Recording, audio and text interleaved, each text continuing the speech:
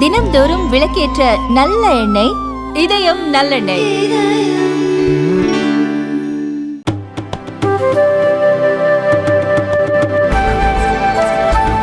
राजधानी राज्य क्षेत्र शासन अधिनियम 1991 के अधिनियम का और संशोधन करने वाले विधेयक पर विचार किया जाए। माननीय महोदय, जब इसको संसद के सामने मेरे साथी नित्यानंद जी ने पेश किया तब थोड़ा शोर शराबा भी हुआ। कुछ मान्यवर सदस्यों ने मुद्दे उठाए थे कि ये विधेयक जो लेकर आए हैं वो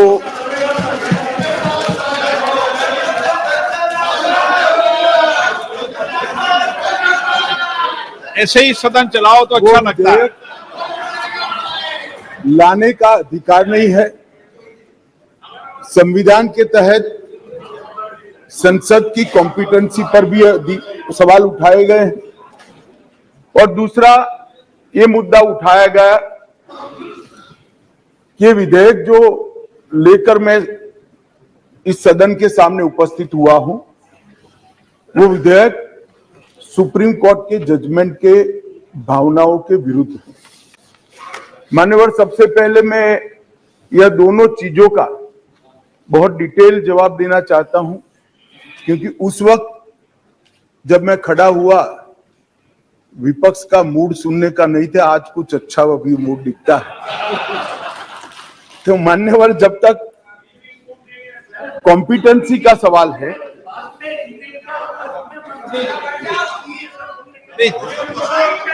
प्लीज मान्यवर, जहां तक कॉम्पिटेंसी का सवाल है, संघ राज्य क्षेत्र का प्रशासन संविधान के भाग 8 में उल्लेखित प्रावधानों के तहत आता है। अनुच्छेद 239 से 242 तक इसकी कार्यरीति को संविधान में वर्णित किया गया है और अनुच्छेद 239 के ए में विशेष प्रावधान किए गए हैं जिसके तहत दिल्ली विधानसभा सहित एक संघ शासित प्रदेश है। तो दिल्ली ना तो पूर्ण राज्य है, ना संघ शासित प्रदेश है, ना संघ शासित प्रदेश विथ असेंबली। क्योंकि ये राजधानी क्षेत्र है, इसको ध्यान में रखते हुए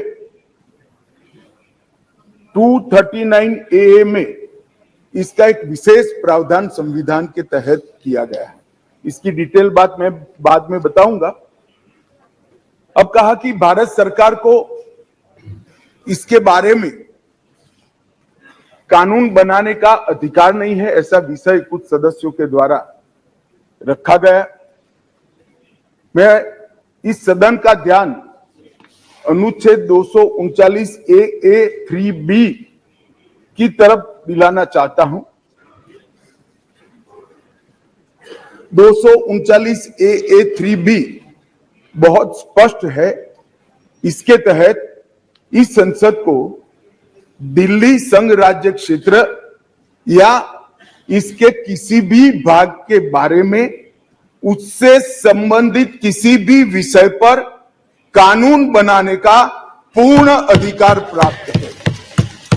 इसलिए कुछ सदस्यों ने जिस बात को इंट्रोडक्शन के वक्त यहां उठाने का प्रयास किया था, मेरा दायित्व बनता है, उस वक्त माहौल ठीक नहीं था, तो आज इसका मैं ढंग से जवाब दूं।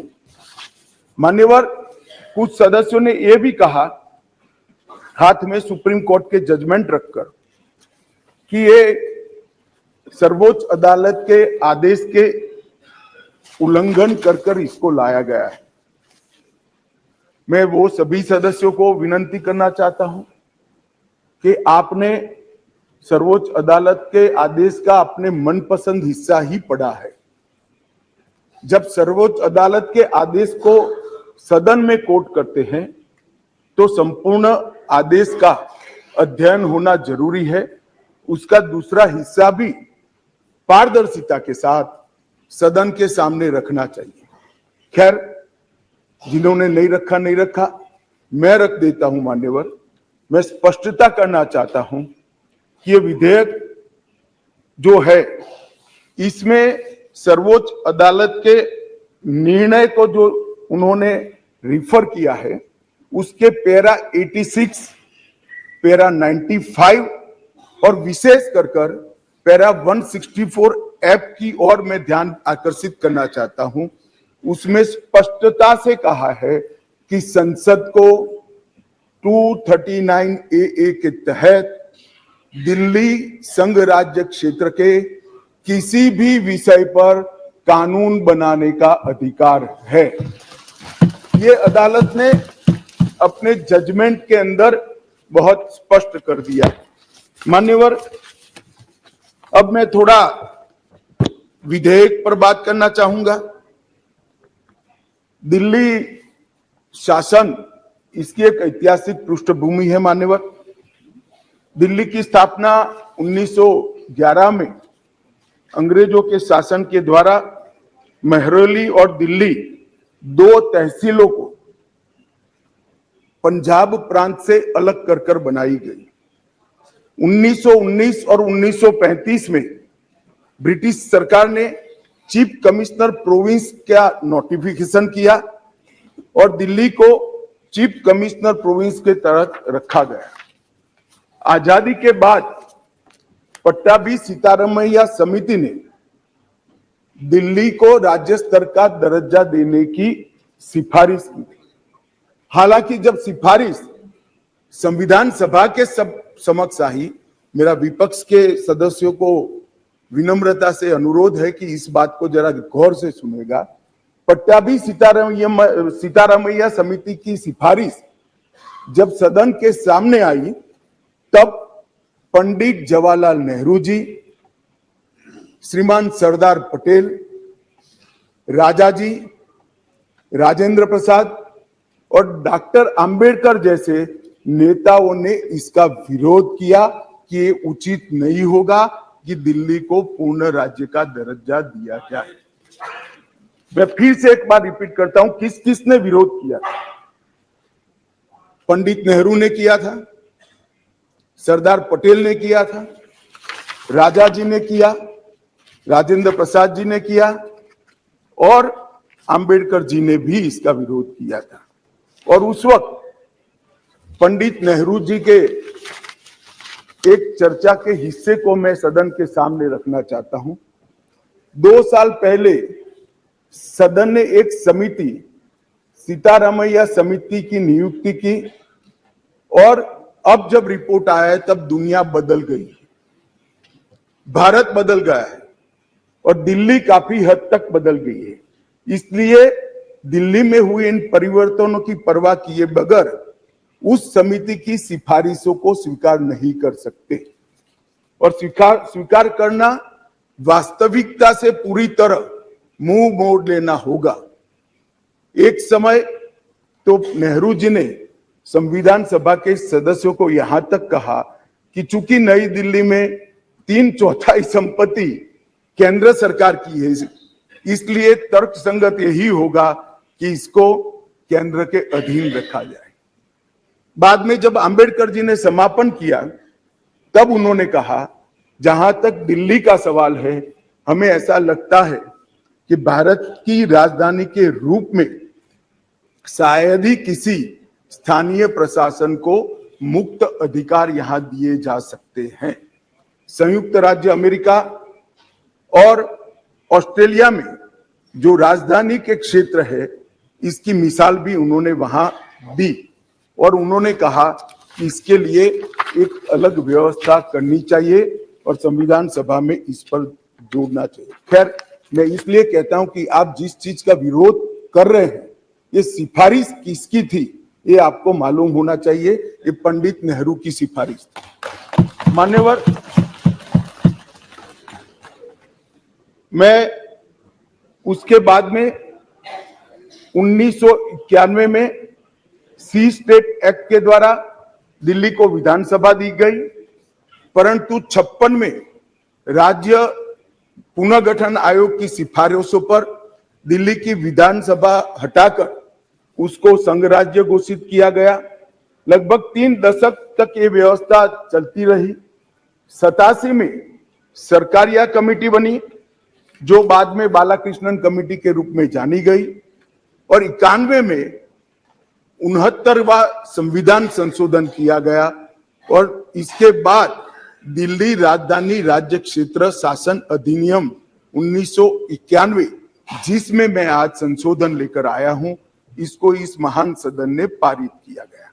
और वही विधेयक के अंदर, संविधान संशोधन के अंदर 239A, जिसका मैंने जिक्र किया, उसमें इस संसद को राजधानी क्षेत्र के किसी भी हिस्से के लिए और किसी भी कार्य के लिए कानून बनाने के लिए संपूर्ण अधिकार संसद को देने का काम किया गया। मान्यवर, समस्या कहां से समाप्त शुरू हुई?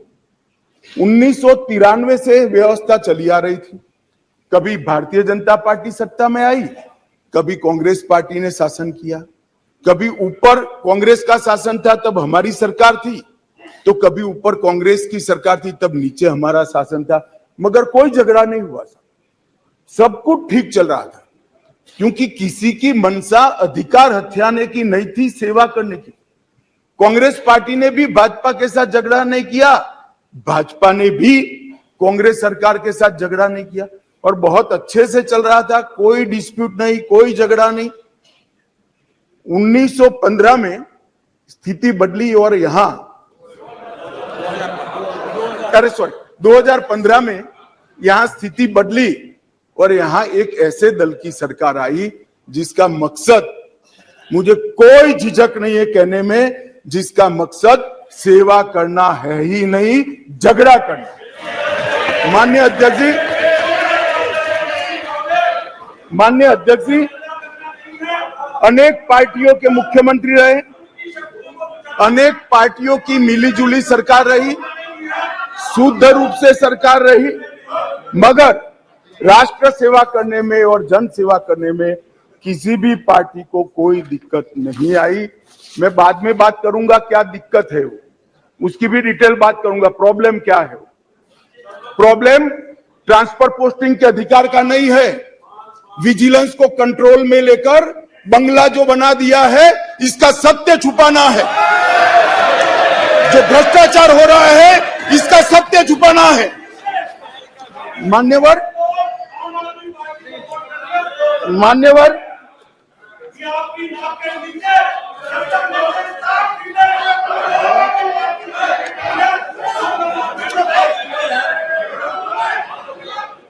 मान्यवर उसके बाद में 15 में अचानक ही दिल्ली राज्य सरकार ने एक विषय सर्कुलर निकाला, जिसमें उन्होंने ट्रांसफर पोस्टिंग के अधिकार अपने हाथ में लिए। केंद्र सरकार ने एक नोटिफिकेशन निकाला, उसको हाईकोर्ट में चैलेंज किया गया। हाईकोर्ट का फैसला केंद्र सरकार के पक्ष में आया, इसको सुप्रीम कोर्ट में चैलेंज कर दिया गया, उसमें खंडित जनादेश आया, फिर संविधान पीठ बनी। संविधान पीठ ने कुछ फैसले कर नीचे फिर से 2 जजों की बेंच को दिया, उसमें भी सहमति नहीं बन पाई, और फिर से संविधान पीठ बनी जिसने अभी अभी फैसला दिया। मान्यवर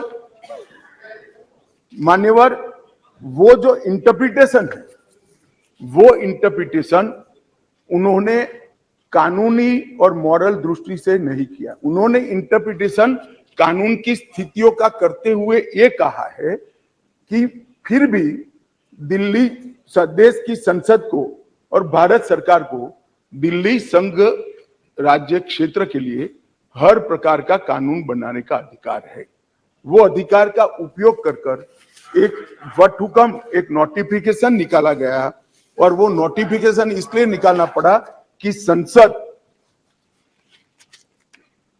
उस वक्त काम नहीं कर रहे, मतलब संसद बैठी नहीं थी, बैठकें चल नहीं रही, तो नोटिफिकेशन निकला और संसद सत्र के अनुपस्थिति में जो नोटिफिकेशन निकला, इसको मैं यहां लेकर आया हूं, जो आज सदन के चर्चा के लिए मैंने आप सबके सामने रखा है। मेरा सभी पक्ष के सदस्यों से विनंती है कि चुनाव जीतने के लिए, किसी समर्थन हासिल करने के लिए, किसी पक्ष का विधेयक का समर्थन करना या विरोध करना, ऐसी राजनीति नहीं करनी चाहिए। नए गठबंधन बनाने के अनेक प्रकार होते हैं। नया गठबंधन बनाने के अनेक प्रकार होते हैं। विधेयक और कानून देश के भले के लिए लेकर आते हैं। इसका विरोध या इसका समर्थन भी देश के और दिल्ली के भले के लिए करना चाहिए।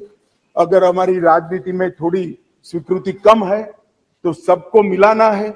दिल्ली का जो होना है वो हो, जितना भ्रष्टाचार होना है वो हो। मंत्री कुछ भी करे, मुख्यमंत्री करोड़ों के बंगले बनाए, मगर हम विपक्ष में रहते हुए समर्थन करेंगे, क्योंकि हमें गठबंधन बनाना है। इस तरह से नहीं सोचना चाहिए। मेरी अपील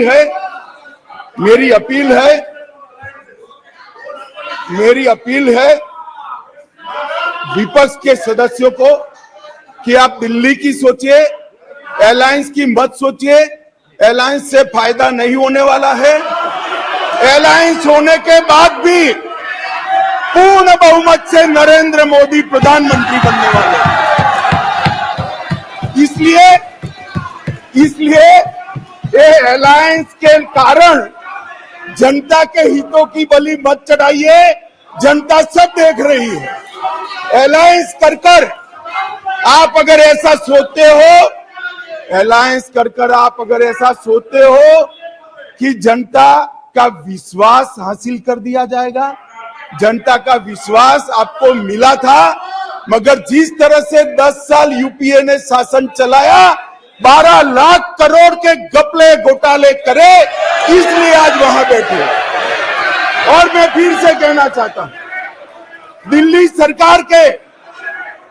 सरकार के घपले घोटाले भ्रष्टाचार को प्रच्छिन्न रूप से अलायंस की गरज के कारण मदद कर रहे हो।